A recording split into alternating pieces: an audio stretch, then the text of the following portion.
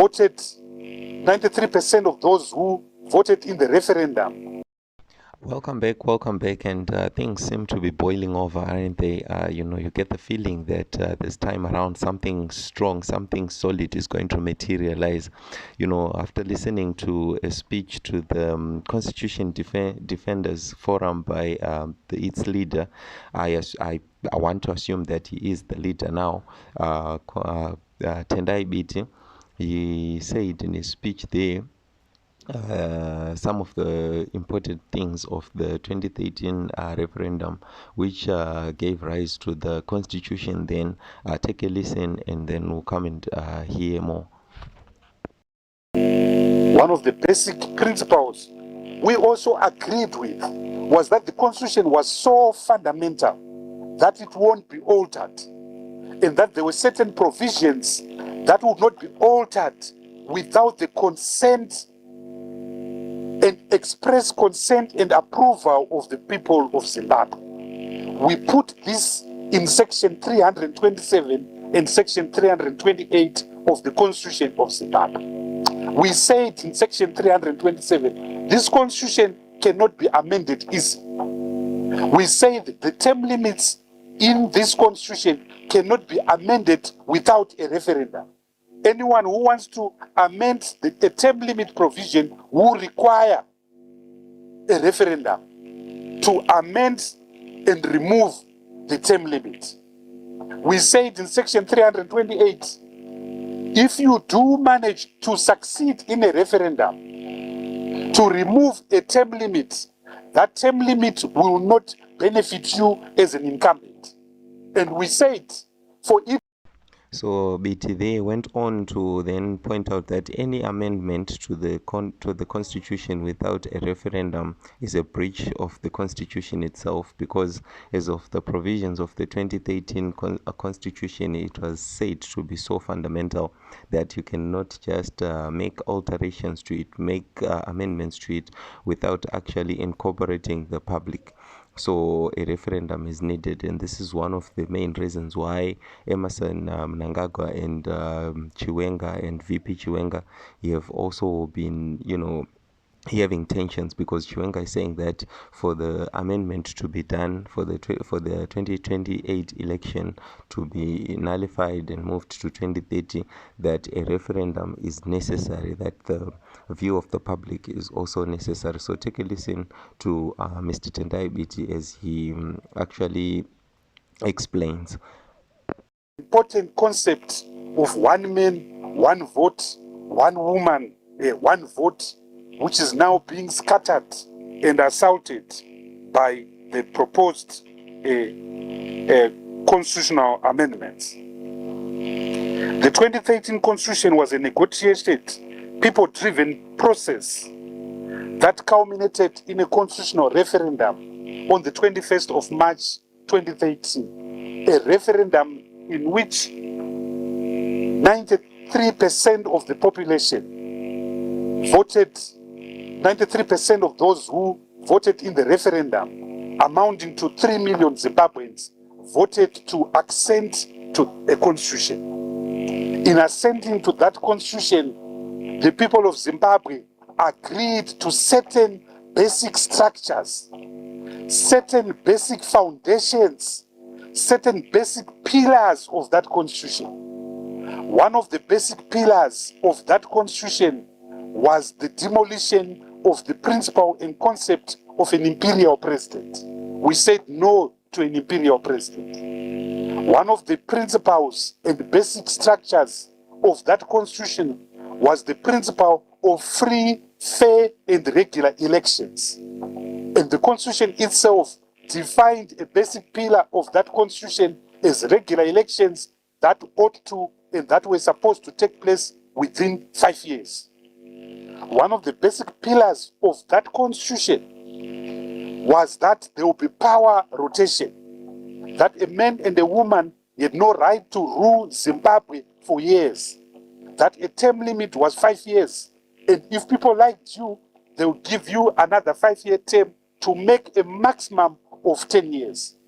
That term limits were also imposed Those term limits were also imposed on other key members of the executive, the Commissioner General of the Army, the Commander of the Army, the Commissioner General of the Zimbabwe Prisons and Commission Service is also subject to those term limits. So term limits are a foundational core component of the Constitution of Zimbabwe as we agreed to it in 2030. Meanwhile, Nelson Chamisa has actually said that there is no constitution to defend, that there is no constitution at all, and therefore there is nothing to defend. Just to take a listen to one of the speeches that he gave, but one thing is for sure, he himself, like Tendai Biti, they are very consistent in that they are opposed to the amendments, and so is Chiwenga, and so is Douglas Monzora, and so are many other elements even in the ZANU-PF, because in the speech he actually mentioned that there are other elements also in the ZANU-PF that they are going to work with that are actually opposed to the amendment. So now it's a matter of unity. Are these people going to hold to like join hands and work together, or is there going to be continued division? Because like it or not, I think Chamisa is the most important piece in the whole thing after before Tendai Biti, and then so it's Chamisa and then Tendai Biti. If he could actually maybe join hands with Tendai Biti, with Douglas Monzora, but the possibility is only remotely possible. Drop your comments also in the comment section down below, and click on the subscribe button if you haven't done so already. Impose a parliamentary circus and fast track things. That does not change the fact that Zimbabweans do not support that stupidity. That's foolishness. It's a walk in the dark. It's a walk on the slippery slope, and they will fall. We have to organize. Citizens who are organized and mobilized can change a government anytime, particularly if the government is a disputed one, and if it has been rendered illegal and illegitimate, even by SADC, even by the AU, even by all the observer missions. So our focus is not on false fights. That's what I said. Don't fight a false fight. Assuming that we go and fight that so-called 2050, it doesn't succeed and we say we are successful. What is the definition of success? 2028? No, that's not success. Even 2020 is not success. Success is for us to resolve what's broken. The constitutional order that has been thrown out through the window. Go and guard against abuses in government so that the governmental order is restored. So the issue is not about defending what's not there. The constitution can't be defended when it's not there. You can't defend a nullity unless if you are a nullity. You can't defend what does not exist. There's no constitution in this country. Even those who are in government know that the constitution has been shredded apart. That's why they can have a party resolution being imposed on a people. Where do you have a party resolution being a national resolution? You want to sustain a nation on the basis of party or partocracy, state-party conflation. No. Zimbabweans are bigger than political parties.